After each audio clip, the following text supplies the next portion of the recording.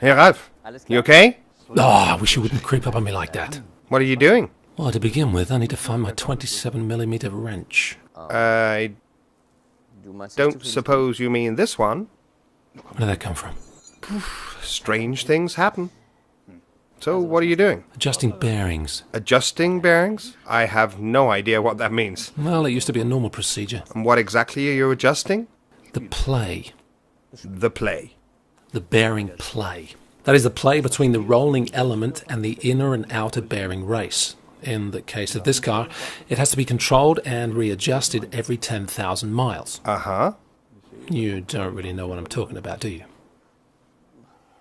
Why do we need bearings at all? What? Look at it like this. Think practically. Rub your hands together, like this. Really hard. And what's happening?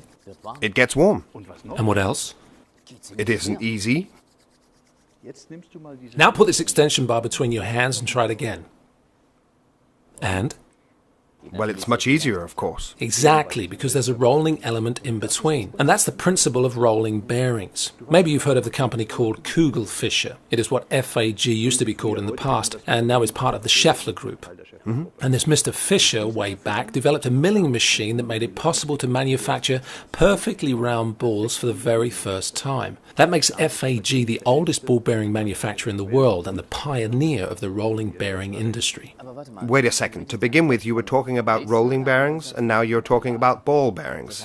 So there are two different types? Two, right now FAG has over 200,000 different bearings available, starting with the smallest miniature bearings used in dental drills, all the way up to giant bearings used in mines, wind turbines, and the aerospace industry. But today we'll just talk about cars.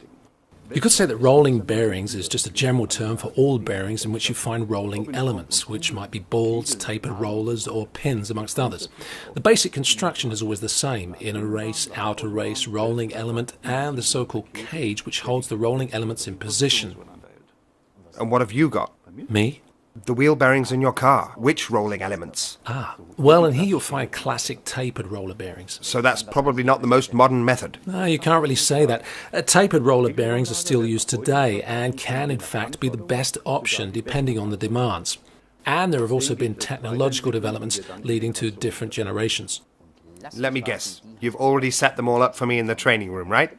Of course, or there wouldn't be any point in this film, would there? Right again. So here we have the different generations of wheel bearings, and here on the monitor on the top left is a tapered roller bearing. So, that is this one here, right? Exactly. This kind of bearing is used on the front axle of my classic car, but also on the non-driven axles of modern cars. Okay. Picture this. There are always two bearings arranged in mirror position.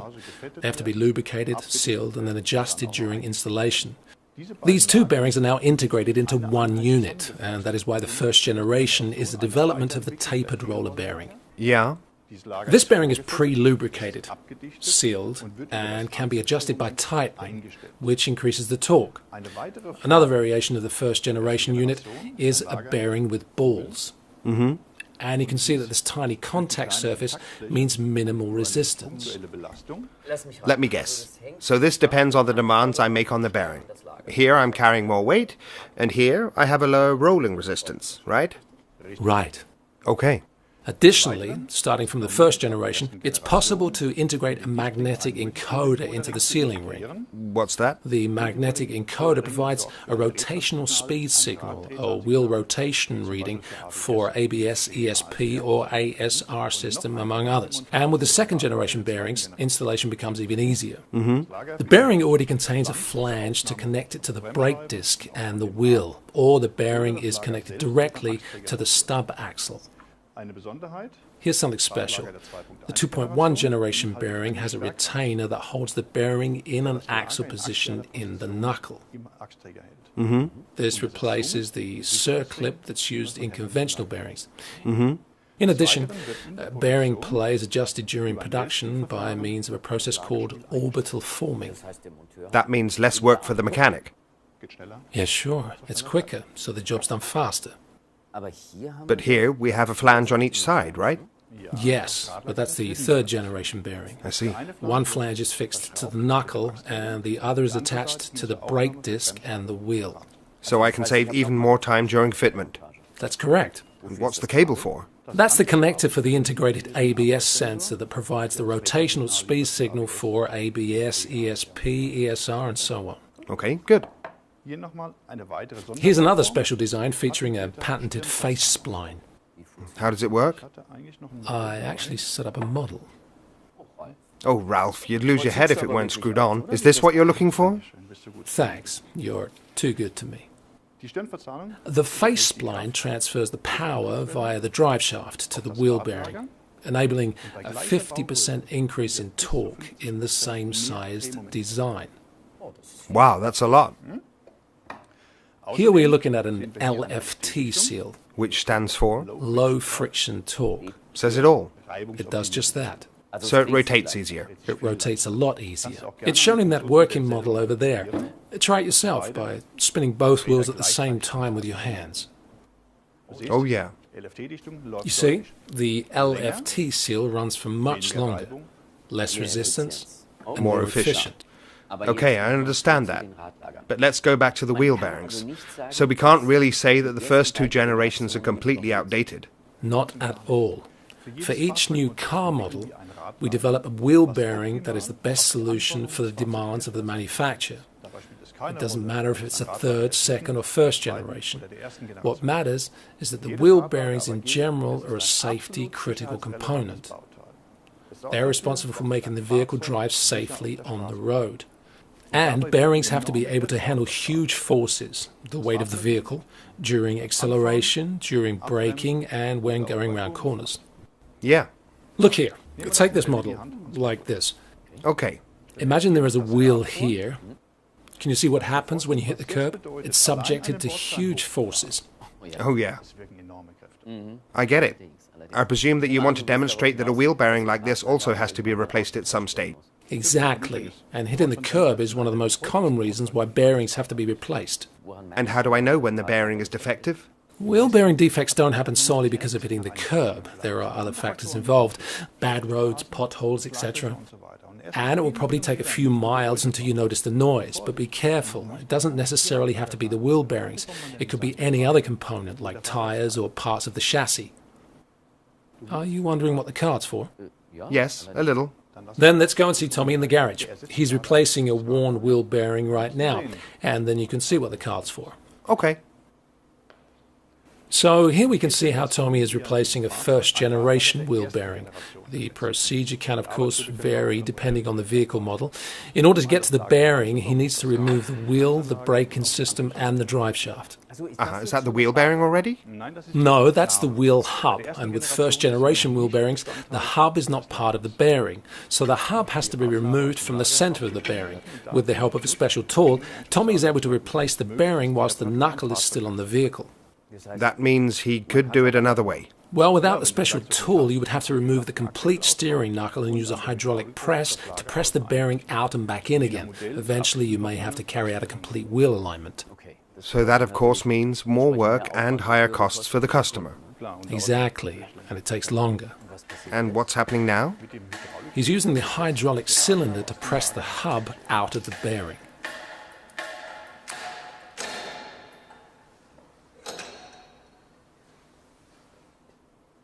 In most cases, the inner race of the bearing will be stuck to the drive flange. So it gets pulled out too? Right. So the wheel bearing is totally destroyed and it's impossible to use it again? Correct. And the inner race has to be removed from the hub in a separate procedure. How do they do that? Tommy will show us on the workbench. Here Tommy is using a special tool for removal. It's quick and simple. The removal tool grabs the inner race. When he turns the spindle, the inner race will be removed from the hub.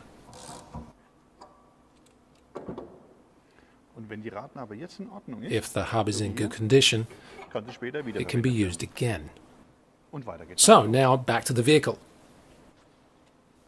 You can see here that Tommy is removing the snap ring. The rest of the wheel bearing is still attached to the steering knuckle, and that has to be removed too. Wow, he really does have an impressive range of tools. Does he really need all of them?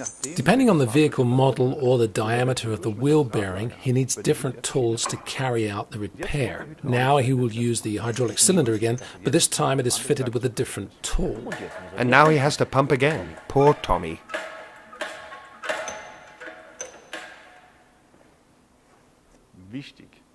But take note, before fitting the new wheel bearing, the bearing seat has to be cleaned and checked thoroughly. Okay, I understand. So, new wheel bearing? Hey, you have to be careful with that. What? But why? Here we have a wheel bearing with an integrated magnetic encoder. It captures the rotational speed of the wheel for ABS, ESP and alike. If you were to lay the encoder side close to a magnet, like for instance this magnetic rod, you could damage the encoder and the rotational speed wouldn't be captured accurately. So that means the wheel bearing is broken even though it's brand new. Exactly, so it's best to leave it in the packaging for as long as possible and take it only out when it's really needed. Okay, but there are several other components in the box. We always provide additional components if they're necessary for the repair, all OE quality components of course. Here we have the nut for the drive shaft and the circlip for the bearing, fittings for the track rod end, or the braking system could also be included if needed. And what are the notes about? That's the fitting instructions, and they are very important. In fact, this one describes exactly what I told you about the magnetic encoder. It's important to know which side the encoder is so that the bearings can be fitted the correct way round. And this is where you can use the card. Oh yeah, you mean this card? Yeah. How do I use it? What can I see? The card will show you which side of the bearing includes the magnetic encoder. Okay. So now that Tommy knows, he's prepared the tools and is ready to go. Let's go. It's important that the tool is placed carefully and not tilted. Otherwise, the wheel bearing seat could be damaged during assembly. When the wheel bearing is in position and the tool has been removed, the snap ring can be fitted, but make sure the opening is pointing down. Why is that? Because that position prevents moisture accumulation between the wheel bearing and the snap ring. Great tip, that. So now the wheel hub will be pressed in and then everything else can be put back in place. Drive shaft, braking system and wheel are fitted. Of course, everything needs to be fitted using the correct tightening torque recommended by the vehicle manufacturer. And you can find these torque settings on RepExpert, our online garage portal, can't you? Exactly. So let's quickly switch vehicles. Thanks, Tom. Great job. Amazing. So here we have a vehicle with a 2.1 generation wheel bearing that has been fitted with a snap ring. The process to replace it is a little less complicated, but we still have to remove the wheel, braking system and drive shaft. But if I didn't have a special tool available, I'd still be able to carry out the repair using a hydraulic press, right? Yeah, it's possible, but after the repair has been completed, you might have to align the axles. So it'd always be faster to do it with the special tools, yeah? Definitely. As far as this wheel bearing generation is concerned, the hub is removed with the bearing attached, and again, we recommend using the hydraulic tool. Wow, that was fixed tight, huh? Yeah, but it has to be. Here you can clearly see the groove where the retainer clicked into place. And the snap ring is completely destroyed.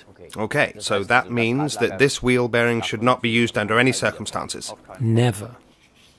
And it's also important to point out, clean, remove rust and check the bearing seat. Great, and it's also important to remember that the new wheel bearing should only be taken out of the box when you're ready to fit it, or it could get damaged, right? Very good, well remembered.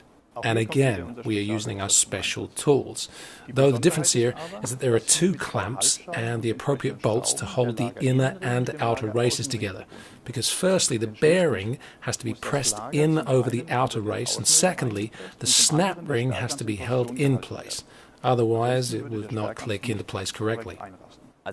So, I cannot simply take the tool and press the wheel bearing in? No, that way you could fit it over the wrong bearing race and the snap ring wouldn't be in the correct position. I don't understand. Okay. The force would be directed from the hub into the inner race, through the balls, and onto the outer race. And that would ultimately lead to premature failure of the bearing. So that means I always have to use these clamps. Absolutely. So, Tommy is almost pressed in the bearing. In a moment, we'll hear how the snap ring clicks into place. Now, it's important to continue to increase the pressure to ensure that the snap ring has been fully clicked into place. By the way, the part that we offer is identical to the one that is fitted by the vehicle manufacturer. And, especially with this wheel bearing, there are other suppliers that do not use the snap ring. But do you really think a vehicle manufacturer would fit a wheel bearing with a snap ring if it wasn't absolutely necessary? Nope. You see? Now everything has to be reassembled. And again, you can see there are additional parts in the box that are necessary for the repair job. And again, they are all OE quality parts.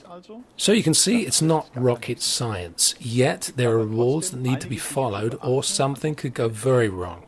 As far as the third generation wheel bearings are concerned, the whole procedure is much easier. We don't have to press it in anymore, it's simply bolted on. Oh yeah, that's much easier. I understand. Well, Ralph, that was fascinating. I had no idea that there was so much know-how hidden within a wheel bearing. That's the reason why we offer training courses dealing with wheel bearings, because people often think that there's nothing to it. Yes. But now you've seen what happens behind the scenes. Yeah, absolutely. So, everything's clear? I think so. Good. Then I can go back to taking care of my classic car. And now, ladies and gentlemen, you can see Mr. Ralph Kumai in the episode Adjusting Wheel Bearings with Your Bare Hands because the wrench is missing. I don't believe it. You don't? I do.